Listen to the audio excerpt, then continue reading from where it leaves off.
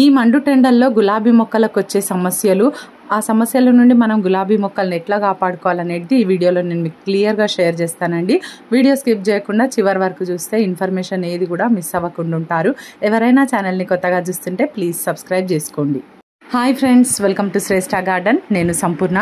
ముందుగా ఒక చిన్న ఇన్ఫర్మేషన్ అండి. నా దగ్గర అన్ని రకాల కాయగూర విత్తనాలు, ఆకుకూర విత్తనాలు అన్నీ కూడా ఆర్గానిక్ ఫర్టిలైజర్స్ ఉన్నాయి. మీకు ఎవరికైనా సీడ్స్ ఇంకా ఫర్టిలైజర్స్ కావాలంటే స్క్రీన్ మీద కనిపిస్తున్న నెంబర్కి వాట్సాప్లో హాయ్ అని మెసేజ్ చేయండి. నేను మీకు సీడ్స్ కేటలాగ్ పంపిస్తాను, మీరు ఆర్డర్ చేసుకోవచ్చు. ముఖ్యంగా మనం తెలుసుకోవాల్సింది ఏంటంటే, గులాబీ మొక్కలకు ఎక్కువ ఎండ అయినా ఎక్కువ చలి అయినా కూడా ఆ మొక్కలు తట్టుకోలేవండి. మరి అందుకని ఇప్పుడు ఈ మే నెలలో మరి తీవ్రంగా ఉంటాయి కదా ఎండలు. ఈ ఎండల నుండి అయితే మనం మొక్కల్ని కాపాడుకోవాల్సిన అవసరం ఉంది. షేడ్ నెట్స్ లేని వారు మరికొన్ని జాగ్రత్తలు తీసుకొని గులాబీ మొక్కల్ని కాపాడుకున్నట్టయితే ఇంకా మరి నెక్స్ట్ వచ్చే రైనీ సీజన్కి అయితే మన మొక్కల్ని అయితే కాపాడుకోవచ్చండి. లేకుంటే ఇంకా ఒక్క రోజు కూడా మనం మర్చినాం అనుకోండి, ఇంకా మొక్కలు అట్లా ఎండిపోతాయి అంతే. మరి మనం ఎంత జాగ్రత్తగా చూసుకుంటున్నప్పటికీ కూడా మరి షేడ్ నెట్స్ ఏమి కూడా లేకపోవడం వల్ల మరి ఈ విధంగా మొక్కలన్నీ కూడా కొంచెం ఎండిపోయినట్టుగా అవుతున్నాయి. గులాబీ మొక్కలు చాలా సెన్సిటివ్గా ఉండే మొక్కలు. మరి వాటికి తగిన జాగ్రత్తలు అయితే తప్పకుండా తీసుకోవాలి. మరి కంపల్సరీగా పెస్ట్ అటాక్ ఉంటుంది వాటికి. మరి ఆ పెస్ట్ అటాక్ ఉండొద్దు అంటే ఎవ్రీ వీక్ మనం ఏదో ఒక పెస్టిసైడ్ అయితే కంపల్సరీ స్ప్రే చేస్తూ ఉండాలి. ముఖ్యంగా ఆకుముడత తెగులు ఎక్కువ కనిపిస్తుంది, అపిడ్స్ కనిపిస్తాయి గులాబీ మొక్కలకి. మరి వాటి నుండి నివారణ మన మొక్కలకి ఎప్పటికప్పుడు కల్పించాలి. ఒక ఆకుముడత తెగులే కాదండి, ఆకుల మీద మనకు తెల్లటి స్పాట్స్ కూడా అప్పుడప్పుడు కనిపిస్తూ ఉంటాయి. అది బూజు తెగుల్లాగా కనిపిస్తుంది. ఆ తర్వాత మళ్ళీ ఇట్లా కాలిపోయినట్టుగా ఆకులు అంచులన్నీ కూడా అట్లా మాడిపోయినట్టుగా కూడా అవుతాయి. ఇవన్నీ కూడా మనం ఎండ తీవ్రత వలన, నెక్స్ట్ పెస్ట్ వలన, ఇంకోటి పోషకాల లోపం వలన కూడా మనము ఇలాంటి ప్రాబ్లమ్స్ అన్నీ కూడా ఈ గులాబీ మొక్కలలో చూస్తూ ఉంటాము. గులాబీ మొక్కలకు ఈ సమయం అస్సలే మనము హార్డ్ ప్రూనింగ్ చేయొద్దండి. మరి హార్డ్ ప్రూనింగ్ చేసిన వెంటనే మొక్కలు చనిపోయే అవకాశం ఉంటుంది. కాబట్టి ఎప్పుడైనా మీరు అంటే ప్రూనింగ్ అంటే లైట్గా ఫ్లవర్ ఏదైనా వస్తే ఆ ఫ్లవర్ కింద నుండి 1-2 ఆకుల మట్టుకు మీరు కట్ చేయండి అంతే తప్ప మీరు ఇంకా కొమ్మలు అట్లా కట్ చేసిరు అనుకోండి, మొక్క మొత్తం డ్రై అయిపోతుంది. అసలు ఆ పని చేయకండి. లాస్ట్ టైం వీడియోకి కామెంట్ పెట్టారు ఒకరు, గులాబీ మొక్క మరి చిగుర్లు రావడం లేదు, ఎండిపోతున్నాయి అని చెప్తూ ఉన్నారు. ఆకులన్నీ కూడా రాలిపోతున్నాయి అంటున్నారు. ఎండ తీవ్రత వలననేనండి. మొక్కలకి ఎండ కావాలి, కాకపోతే ఇంత తీవ్రమైన ఎండ మరి ఆ మొక్కలు తట్టుకోలేవు. అందుకని మనం షేడీ ప్లేస్లకి మొక్కల్ని షిఫ్ట్ చేసుకోవాల్సిన అవసరం ఉంది. నేలలో ఉన్న మొక్కల్ని మనం ఏం చేయలేం, కానీ పాట్స్లలో ఉన్న మొక్కల్ని తప్పకుండా మనము నీడ ప్లేస్కి మనం షిఫ్ట్ చేసుకోవాలి. తర్వాత మనం ఎప్సమ్ సాల్ట్ లాంటి ఫర్టిలైజర్ని మనం వాడినట్టయితే కొంచెం మట్టుకు మరి ఆ ఎండిపోయే మొక్కలు కొంచెం సర్వైవ్ అవుతుంది. ఈ రోజు నేను వీడియోలో చూపించబోయే ఫర్టిలైజర్ కూడా మీకు చాలా యూస్ఫుల్గా ఉంటుందండి. అందుకే వీడియో స్కిప్ చేయకుండా చివరి వరకు చూడండి. 1 లీటర్ నీళ్ళల్లో 1 స్పూన్ ఎప్సమ్ సాల్ట్ వేసేసి మీరు మొక్క మొత్తం స్ప్రే చేయండి. అదే వాటర్ని మళ్ళీ మీరు మొక్క మొదట్లో కూడా ఇవ్వండి.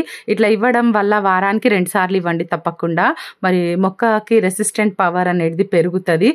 మరి ఇట్లా మొక్క వడలిపోయి ఉన్నట్టుగా ఆకులు రాలిపోతున్నాయి, మొగ్గలు అంటే చిగుర్లు ఎండిపోతున్నాయి అంటున్నారు కదా, ఈ ఫర్టిలైజర్ వల్ల తిరిగి జీవం పొందుకునే అవకాశం ఉంటుంది మొక్కకి. ఇక్కడ చూడండి, నా గులాబీ మొక్క కూడా ఎట్లా అయిపోయిందో. నాకైతే షేడ్ నెట్ లేదండి. ఇంకా అన్ని మొక్కలతో పాటే నేను పక్కన పెట్టేసి ఉన్నాను. కొంచెం ఒక వారం అయితే డిలే అయింది. అంటే వాటర్ ఇస్తున్నాను కానీ కేరింగ్ ఏం చేయలేకపోయినాను. ఇంకా మొత్తం కూడా పిచ్చి మొక్కలు అన్నీ కూడా పెరిగిపోయినాయి. పాట్లు అంతా కూడా చూడండి ఎట్లా అయిపోయిందో. మరి అయిపోయిన పువ్వులను కూడా నేను కట్ చేయలేదు అసలు. ఈ విధంగా మనం వదిలేస్తే మొక్కని ఇంకా కొన్ని రోజులకైతే మరి చనిపోయే అవకాశం అయితే తప్పకుండా ఉంటుందండి. మరి అందుకే గులాబీ మొక్కలు సెన్సిటివ్ అని మనం ఎప్పుడు నేను వీడియోలలో మీకు చెప్తూనే ఉంటాను. మనం ఎంతెంత రేటు పెట్టి వాటిని తెచ్చుకుంటుంటాం కదా, అవి చక్కగా పెరిగి పువ్వులు ఇస్తే మనకు ఎంతో హ్యాపీగా ఉంటుంది.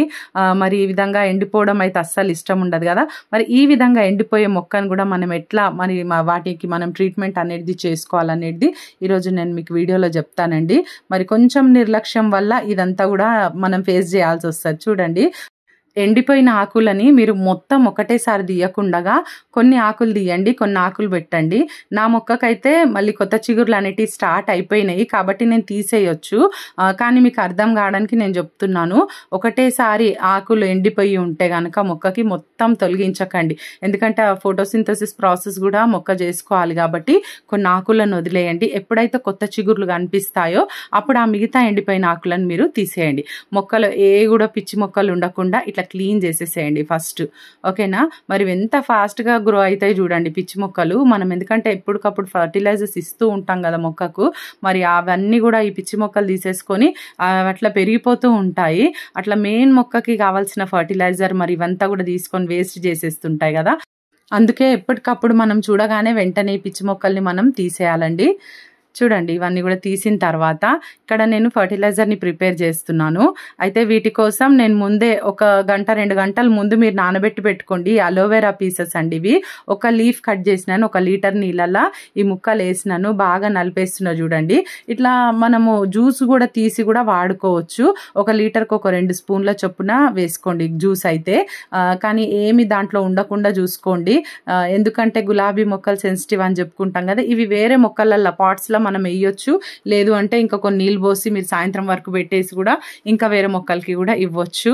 అయితే ఇట్లా మనం తీసిన ఈ వాటర్లో చూడండి ఇక్కడ నేను పసుపు యాడ్ చేస్తున్నాను. 1 స్పూను పసుపు, 1 లీటర్ నీళ్ళల్లో ఒక అలోవెరా లీఫ్ కట్ చేసినాను ముక్కలు.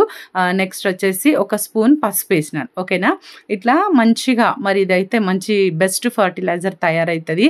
ఇప్పుడు కొంచెం ఎందుకంటే ఈ ఎండల తీవ్రత వలన మరి వస్తున్నటువంటి ప్రాబ్లమ్స్ అన్నీ కూడా తట్టుకోవడానికి మొక్కకు శక్తి కావాలా ముందు. మరి ఏ ఫంగస్ ప్రాబ్లం ఏది కూడా ఉండొద్దు, మొక్క సర్వైవ్ కావాలి. అలోవెరా వాటర్ ఇవ్వడం వల్ల చనిపోయే మొక్కలు కూడా బ్రతుకుతాయండి. మరి చక్కగా మట్టి అంతా కూడా లూజ్ చేసేసి మరి ఈ వాటర్ని మీరు మొక్క మొదట్లో ఇచ్చేసేయండి.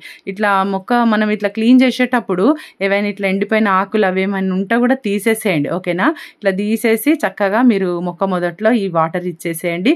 మొక్క మంచిగా సర్వైవ్ అవుతుంది. ఇట్లా ఎన్ని మొక్కలు ఉన్నా మీ దగ్గర ఈ ప్రాసెస్ అనేది చెయ్యండి మీరు తప్పకుండా. ఒకవేళ మీ మొక్కలు కనుక ఈ స్థితిలో ఇప్పుడు నా మొక్క చూపిస్తున్నా కదా ఈ స్టేజ్లో ఉంటే కనుక తప్పకుండా మీరు ఈ కేరింగ్ టిప్స్ అనేటివి ఫాలో అవ్వండి. మరి మంచిగా మరి మళ్ళీ కొత్త చిగుర్లు వస్తాయి. కొంచెం నీడకైతే పెట్టండి తప్పకుండా. ఇప్పుడు ఈ వాటర్ ఇచ్చేట కంటే ముందు నేను ఇక్కడ ఏం స్ప్రే చేస్తున్నానంటే వంట సోడా అండి. వాటర్లో 1 లీటర్ నీళ్ళల్లో 1 స్పూన్ వంట సోడా వేసేసి ఇట్లా మొక్క మొత్తం స్ప్రే చేయండి చక్కగా. ఓకేనా?